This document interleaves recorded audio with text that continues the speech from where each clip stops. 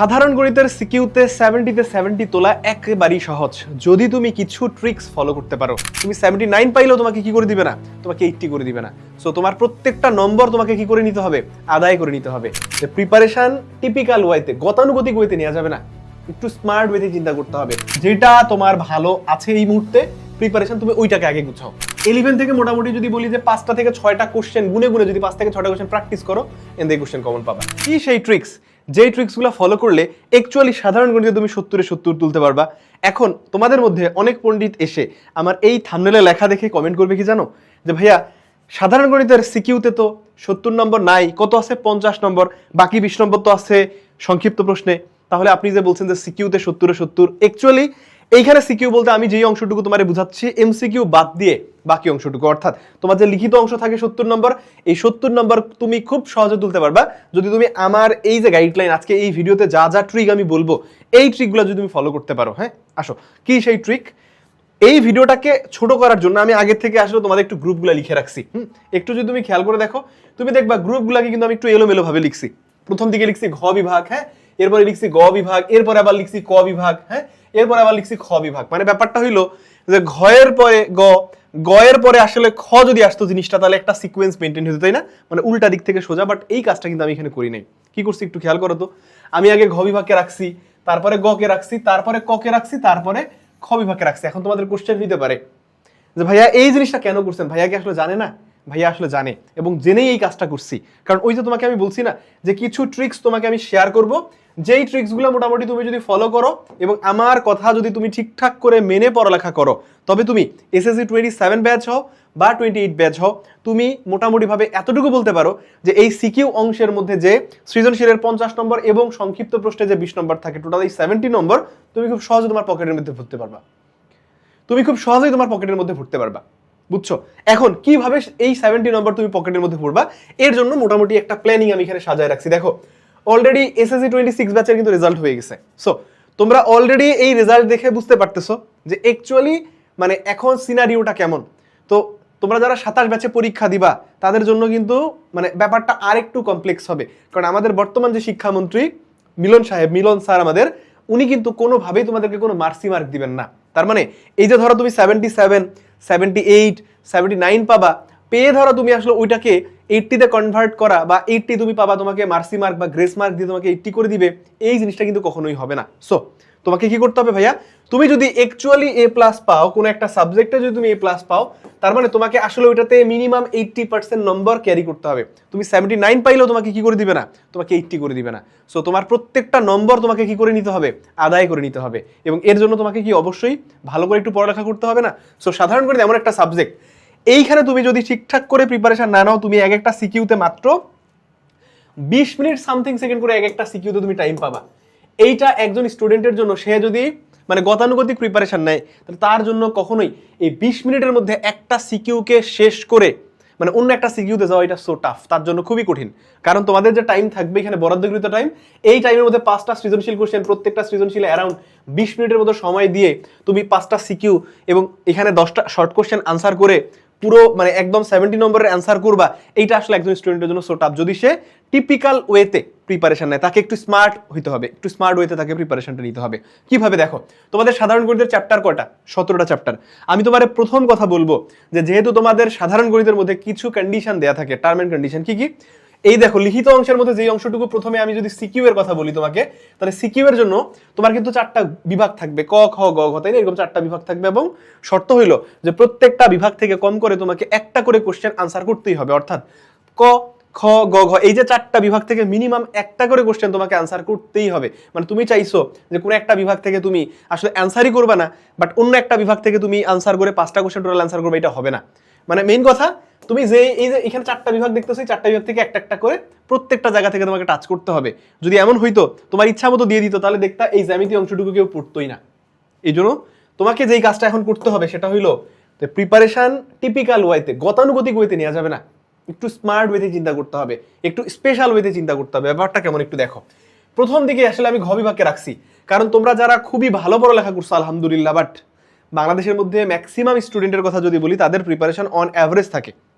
এবং তারা শেষের দিকে গিয়ে, অর্থাৎ তারা এই যে তোমাদের হচ্ছে প্রি টেস্টের পরে টেস্ট এক্সামের যে মধ্যবর্তী সময়টুকু আছে এই সময়টুকু থেকে গিয়ে কিন্তু অনেক স্টুডেন্ট তোমরা খুব ভালো পড়ালেখা করো এবং কামব্যাক দাও। সো তোমরা যারা এই স্টেজে আসো, বিশেষ করে এই ভিডিওটা তাকে খুব বেশি হেল্প করবে, কারণ এই 26 ব্যাচের যে রেজাল্ট ভাইয়া, এই এসএসসি 26 থেকে যদি এখন শিক্ষা না নাও, মানে এই মোটামুটি তোমাদের যে টেস্ট এক্সাম, এই টেস্ট এক্সামের মধ্যবর্তী সময়টুকুকে তুমি যদি বেস্ট ইউটিলাইজ না করো, তাহলে তোমার মারা খাওয়ার চান্সটা তুমি বলতে পারো 100%। সো 26 ব্যাচকে দিয়ে শিক্ষা নাও, নিয়ে এখন মোটামুটি একটা পড়ালেখার ফ্লোতে চলে আসো, ঠিক আছে? এই দেখো যেই কথা বললাম, তোমাকে গ্রুপ ভিত্তিক ভাবে আমি প্রিপারেশন নিতে বলবো। তুমি একটু খেয়াল করো, বক্সের মধ্যে আমি কিছু চ্যাপ্টারকে লিখে রাখছি। তোমার টার্গেটই থাকবে এই যে দেখো সৃজনশীল অংশের মধ্যে যে 70 নম্বর, অর্থাৎ 50 তোমার হচ্ছে 5টা সৃজনশীলে এবং 20 নম্বর 10টা শর্ট কোশ্চেনে কিভাবে তুমি তুলবা। আমি তোমাকে বলবো প্রথম দিকে তুমি ভাইয়া যদি প্রিপারেশন মানে মোটামুটি হয় অথবা খুবই খারাপ হয়, কোনো সমস্যা নেই, হ্যাঁ, তাহলে সেই ক্ষেত্রে আমি তোমার বলবো 17 অধ্যায় পরিসংখ্যানকে টার্গেট করো। এখান থেকে 2টা সিকিউ কোশ্চেন আসবে, তুমি 2টা অ্যান্সার করতে পারবে, এবং আমি তোমারে বলবো যে এইখান থেকে তুমি 2টা সিকিউ অ্যান্সার করো, তাহলে 20 নম্বর তোমার শিওর কমন। আচ্ছা, আমি সংক্ষিপ্ত প্রশ্নের কথা একটু পরে বলি। এরপরে বলবো ঘ বিভাগের পরের বিভাগ তোমাকে টার্গেট করতে হবে গ বিভাগ, কারণ ঘয়ে একটা চ্যাপ্টার একটা আনসার করলে তুমি মোটামুটি ভাবে বলতে পারো যে 4 ভাগের 1 ভাগ নম্বর, অর্থাৎ এইখান থেকে তো এমসিকিউ আসবে, আবার শর্ট কোশ্চেনও থাকবে, তাই না? সো আমি যদি তোমাকে একবারে একটা মানে সিম্পল হিসাব বলি, তাহলে এইখান থেকে মোটামুটি তুমি 20 মার্ক তো 2টা সিকিউতে পাচ্ছই, তার সাথে মোটামুটি ধরো এমসিকিউ শর্ট কোশ্চেন মিলিয়ে আরো 5 নম্বর পেতে পারো। তাহলে অ্যারাউন্ড আমাকে বলো তো 20 থেকে মানে মোটামুটি ভাবে 20 থেকে 25 নম্বর কোশ্চেন বা 25 নম্বর তুমি কিন্তু এই শুধু ঘ বিভাগ থেকে পাচ্ছ। কথা ক্লিয়ার? আচ্ছা, এরপরে বলবো গ বিভাগে আসো। কেন গতে আসবে? কারণ গতে কিন্তু দেখো তোমার চ্যাপ্টারের সংখ্যাটা কম। তুমি যদি একটু খেয়াল করে দেখো ক বিভাগ খ বিভাগে চ্যাপ্টারের সংখ্যা অনেক বেশি, সেই তুলনায় ঘ বিভাগে অনেক কম, কিন্তু নম্বর আসবে অনেক বেশি। আবার দেখো গ বিভাগেও চ্যাপ্টার কিন্তু 2টা অংশ। কি কি? এই 3টা চ্যাপ্টারের মধ্যে 2টা অংশ, একটা হচ্ছে ত্রিকোণমিতি, এটা হচ্ছে পরিমিতি চ্যাপ্টার 16, আর এই 9-10 হচ্ছে ত্রিকোণমিতি।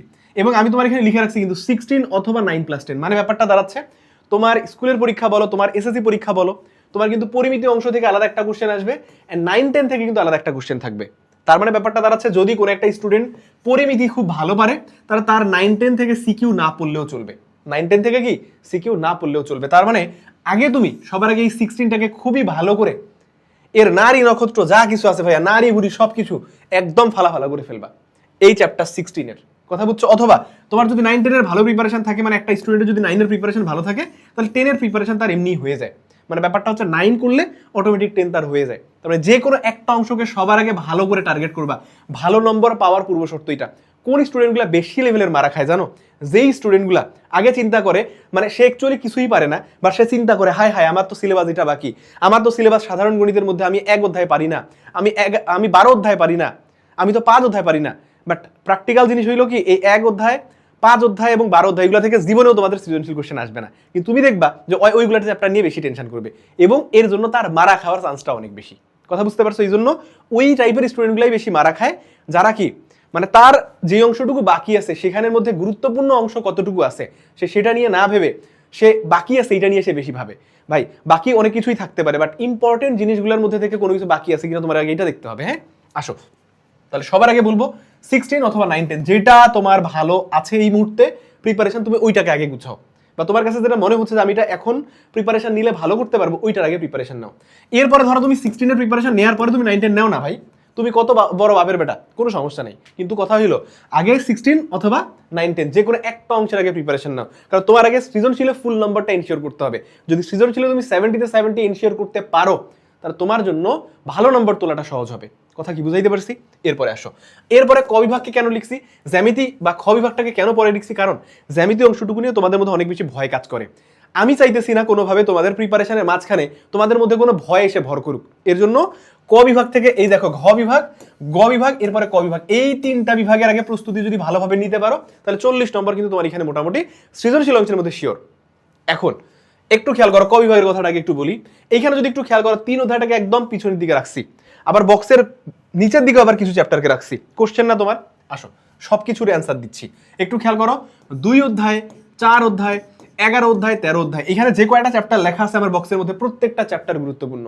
মানে তোমরা যেই বোর্ডের স্টুডেন্ট হও না কেন, তুমি দেখবা এই চ্যাপ্টারগুলো থেকে তোমার বোর্ডে মানে কোশ্চেন আসবে। মানে কোন একটা স্টুডেন্টের যদি এই চ্যাপ্টারগুলো করা থাকে, ক বিভাগ নিয়ে তার কোনো রিস্ক নাই, মানে তার কোনো রিস্ক থাকবে না। এখন আসো, এখানে একটা কথা আছে, এই চ্যাপ্টার 3টাকে আমি বলি ক বিভাগের রাজা। এটাকে কি বলি? আমি বলি ক বিভাগের কিং, চ্যাপ্টার 3।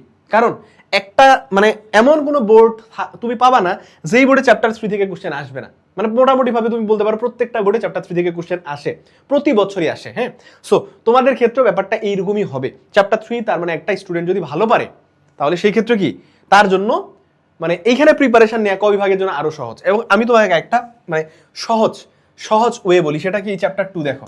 চ্যাপ্টার 2 কিন্তু তুলনামূলকভাবে সহজ না, সেট এন্ড ফাংশন মাত্র মোটামুটি যদি তুমি এখান থেকে 3 থেকে 4টা টাইপের কোশ্চেন করো চ্যাপ্টার 2 থেকে কোশ্চেন কমন, মানে এর বাইরে কিছু আসে না।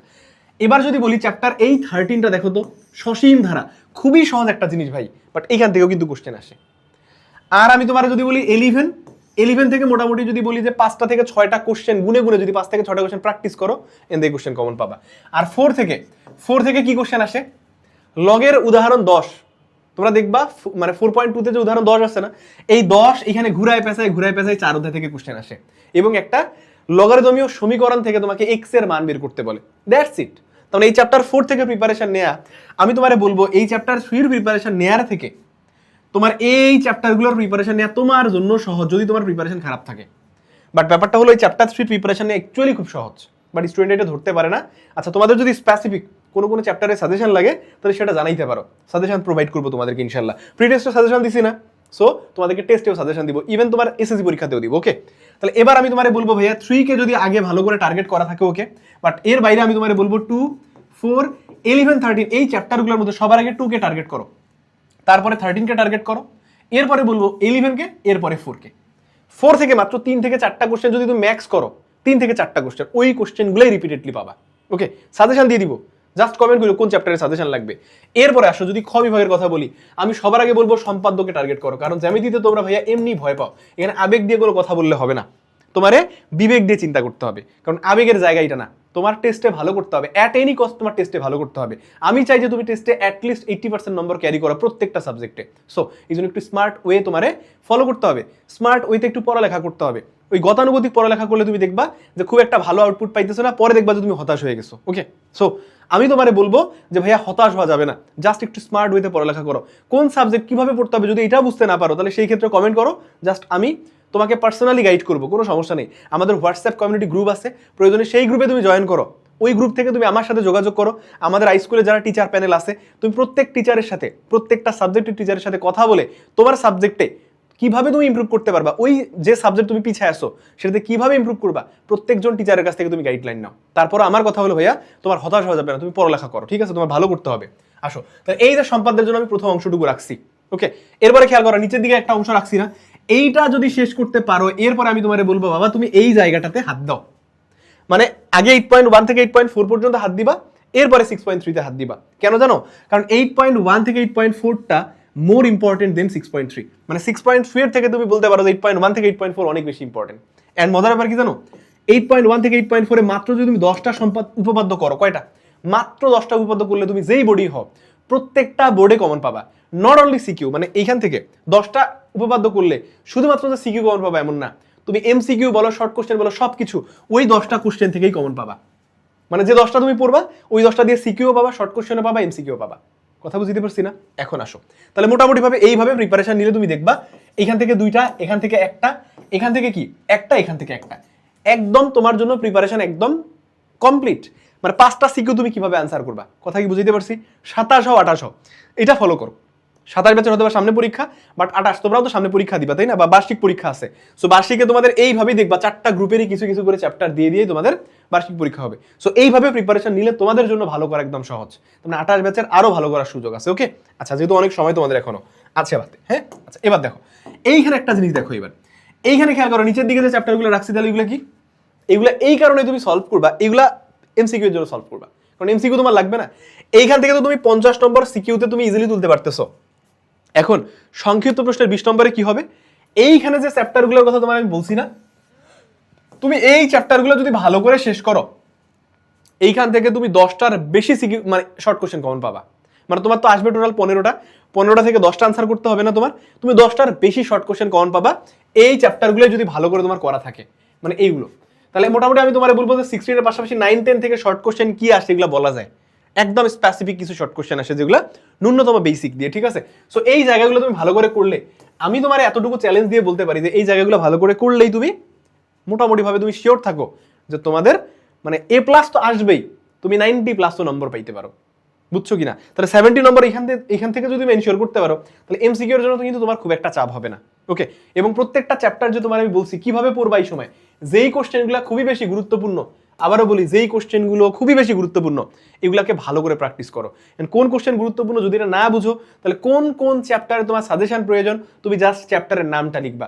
যদি তোমার এইখানে আমার দেখো, এইখানে আমি যেই প্ল্যানিংয়ে তোমার গ্রুপে বিভিন্ন গ্রুপের মধ্যে বা বিভিন্ন বক্সে যে এই যে চ্যাপ্টারগুলো দিছি, এই প্রত্যেকটা চ্যাপ্টারের যদি তোমার সাজেশন প্রয়োজন পড়ে, তুমি জাস্ট কমেন্টে বইলো অল, তাহলে আমি বুঝবো যে তোমার আসলে সবগুলো সাবজেক্টে সবগুলো চ্যাপ্টারেরই আসলে তোমার সাজেশন প্রয়োজন। প্রত্যেকটা চ্যাপ্টারে সাজেশন দিব। অ্যান্ড একটা মানে খুবই খুবই খুবই একটা ইম্পর্টেন্ট কথা তোমাদের জন্য, একটা খুবই গুড নিউজ দেই, সেটা হচ্ছে 45 ডেজ চ্যালেঞ্জে তোমাদেরকে একটা সম্পূর্ণ ফ্রি কোর্স আমরা দিচ্ছি। অর্থাৎ যেই কোর্স থেকে তোমরা মোটামুটিভাবে বলতে পারো যে টেস্ট এক্সামের একটা কম্প্যাক্ট প্রিপারেশন নিতে পারবা, এবং এই কোর্স সম্পূর্ণ ফ্রিতে পাবা। 45 ডেজ চ্যালেঞ্জ থাকবে এখানে, আমরা তোমাদেরকে গুছাই দিব কিভাবে তুমি পড়ালেখা করবা, কিভাবে পড়লে তুমি কি মানে মোটামুটি এই টেস্ট পরীক্ষায় ভালো করতে পারবা। টেস্টে যদি তুমি ভালো করো ভাইয়া, তুমি কি এসএসসি পরীক্ষায় ভালো করবা না? এই তো তার মানে তোমার এই মোটিভেশনটা ফিরাই দেয়া এবং তোমাকে মোটামুটি একটা স্ট্যান্ডার্ড স্টেজে একদম এসএসসি পরীক্ষার জন্য প্রিপেয়ার করার একটা টার্গেট আমরা নিব 45 ডেজে।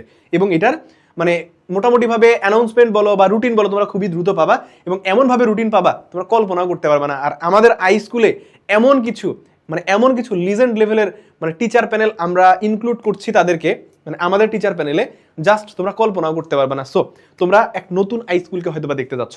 তোমাদের সবার জন্য শুভকামনা থাকলো, এবং এইভাবে প্রিপারেশন যদি নিতে থাকো, আমার বিশ্বাস যে তোমরা শুধুমাত্র জেনারেল ম্যাথ না, প্রত্যেকটা সাবজেক্ট যদি এইভাবে একটু গুছাই পড়ো, তোমার জন্য কি প্রিপারেশন নেওয়া অনেক বেশি সহজ হবে। এবং এই যে 45 ডেজ চ্যালেঞ্জের যে আমি ফ্রি কোর্সের কথা তোমার বললাম, এই কোর্স কিভাবে পাবা তার ডিটেল তোমরা গ্রুপ মানে আমাদের আই স্কুল ফেসবুক পেজে খুবই দ্রুত জানতে পারবে। ওকে, সো তোমাদের সবার জন্য শুভকামনা থাকলো। আল্লাহ হাফেজ।